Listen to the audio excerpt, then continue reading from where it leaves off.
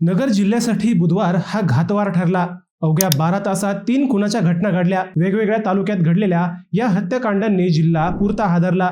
श्रीरामपूर मधील खंडाळ्यात इंजिनियर मुलाकडून वडिलांची हत्या झाली। त्यापूर्वी काही तास आधी पारनेर तालुक्यातील मांडवे बुद्रुक येथील विहिरीत एका 40 वर्षीय महिलेचा मृतदेह आढळला। त्यानंतर काही वेळातच राहुरी कृषी विद्यापीठाच्या कापूस सुधार केंद्राच्या रानात कंत्राटी मजुराचा निर्घृण खून झाल्याचे उघडकीस आले। या तिन्ही घटना वेगवेगळ्या तालुक्यात घडल्या असल्या तरी त्यातील 2 खुनांच्या घटना अत्यंत क्रूर होत्या। या तिन्ही घटनांनी बुधवारी जिल्ह्यात एकच खळबळ उडाली। नेमकं कुठं काय घडलं हेच आपण या व्हिडिओतून पाहूया।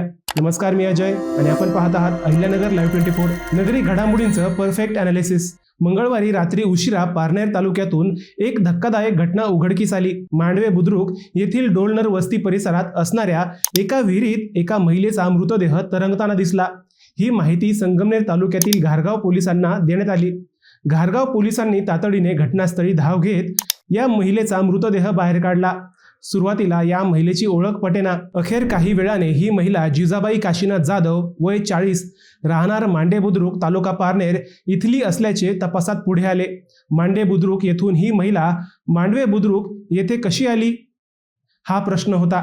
पोलिसांनी तातडीने हा मृतदेह शवविच्छेदनासाठी ग्रामीण रुग्णालयात पाठवला। ही आत्महत्या नसून घातपात आहे अशी चर्चा सुरू झाली। मृताच्या कुटुंबियांशी चर्चा सुरू असून शवविच्छेदन अहवालानंतर याबाबत गुन्हा दाखल होणार असल्याचे समजते। या घटनेनंतर अवघ्या काही तासात श्रीरामपूरही हादरले।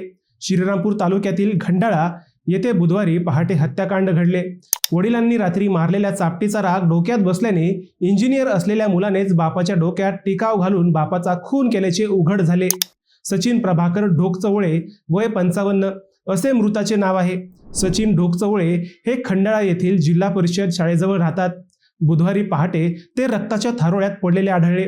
पत्नी भारती ढोकचवळे हिने पहिल्यांदा पतीला रक्ताच्या थारोळ्यात पडलेले पाहिले। तिने आरडाओरडा करत मुलगा प्रणव याला बोलावले। याच प्रणवने वडिलांच्या डोक्यात टिकाव घालून त्यांचा खून केला होता।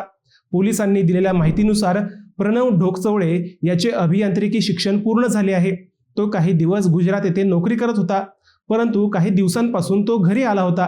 मृत सचिन ढोकचवळे यांना 2 मुले होती, त्यापैकी प्रणव हा मोठा होता। नोकरी गेल्यामुळे त्याची मानसिक स्थिती काही दिवसांपासून बिघडलेली असल्याचेही बोलले जाते। आपल्या लहान भावावर वडील जास्त प्रेम करतात ही खंत प्रणवच्या मनात असल्याने वडील व त्याचे कायम वाद व्हायचे असेही समोर आले। मंगळवारी रात्री वडील व मुलाच्या झालेल्या भांडणात वडिलांनी प्रणवच्या तोंडात चापट मारली।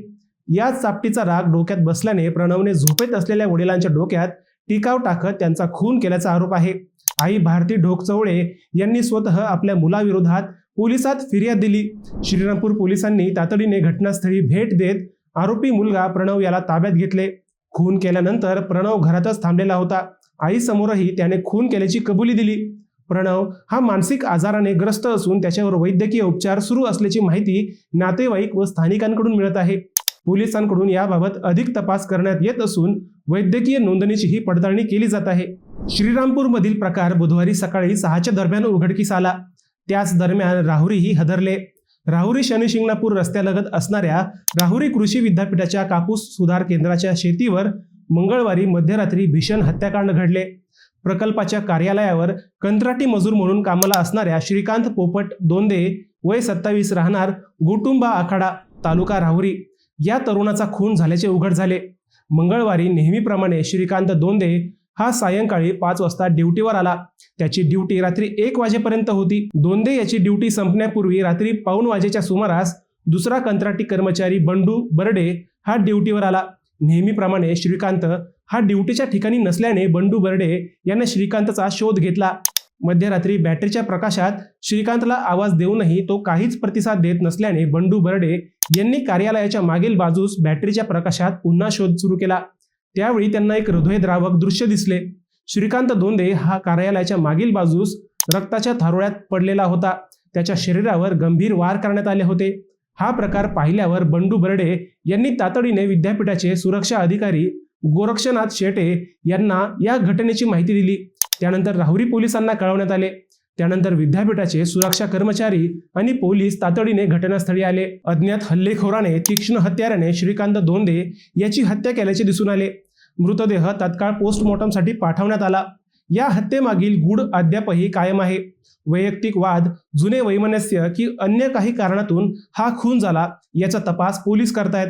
या घटनेचा तपास आता स्थानिक गुन्हे शाखेने हातात घेतला असून तांत्रिक तपास, कॉल रेकॉर्ड आणि परिसरातील हालचालीसाठी सीसीटीव्ही कॅमेऱ्याची तपासणी करण्यात येत आहे. श्वान पथक व फॉरेन्सिक लॅबनेही काही पुरावे गोळा केले आहेत. या तिन्ही घटनांनी जिल्ह्यात एकच खळबळ उडाली. बुधवार हा जिल्ह्यासाठी खऱ्या अर्थाने घातवार ठरला. या तिन्ही घटनांचा तपास सुरू असून खंडाळ्यातील खुनी मुलाला फक्त ताब्यात घेतले आहे. इतर 2 घटनांचे मारेकरी लवकरच गजाआड होतील असे सांगण्यात येत आहे. मित्रांनो, तुम्हाला हा विषय कसा वाटला हे आम्हाला कमेंट करून नक्की कळवा. शिवाय व्हिडिओ आवडला असेल तर चॅनलला सबस्क्राईब करून व्हिडिओला लाईक करायला विसरू नका. पुन्हा भेटूयात नव्या विषयावर. तोपर्यंत सप्रेम नमस्कार.